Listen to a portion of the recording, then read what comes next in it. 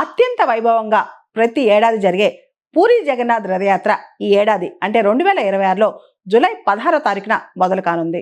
Lord Jagannadh ఇక్కడ ముగ్గురు chief deities ఉంటారనమాట. ముగ్గురు దేవుళ్ళు ఉంటారు.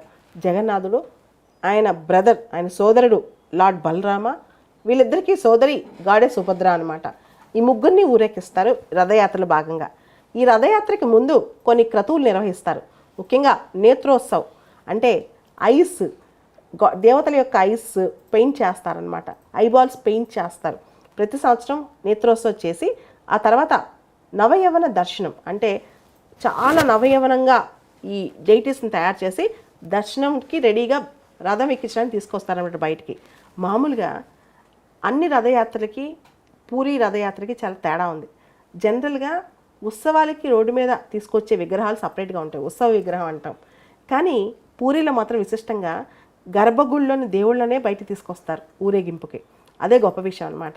ఈ దేవుళ్ళు బయటకు వచ్చిన తర్వాత పూరిని పరిపాలించే గజపతి రాజులు బంగారపు చీపురుతో రథం ముందుగా ఊడుస్తారనమాట.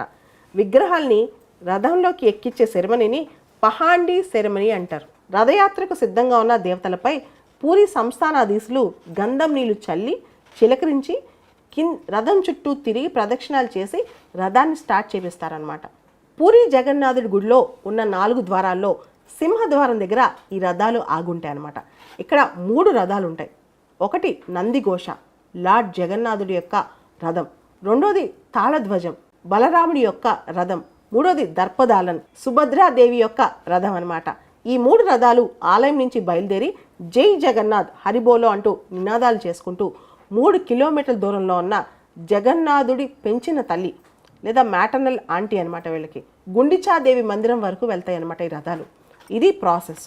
గుండిచాదేవి మందిరం దగ్గర 8 రోజుల పాటు దేవతలు అక్కడే ఉండి 8 రోజుల తర్వాత తిరిగి వస్తారనమాట. ఆ ఆచారాన్నే నీలాద్రి విజయ అంటారు. రథయాత్రకు 15 రోజుల ముందు పూరి జగన్నాథుడి దర్శనాలు ఆపేస్తారు. రథయాత్ర తర్వాత మళ్ళా దర్శనాలు మొదలు పెడతారు. ఈ రథయాత్ర మొత్తం నీలాద్రి విజయ అనే ఆచారంతో మొత్తం ముగిసిపోద్ది అనమాట.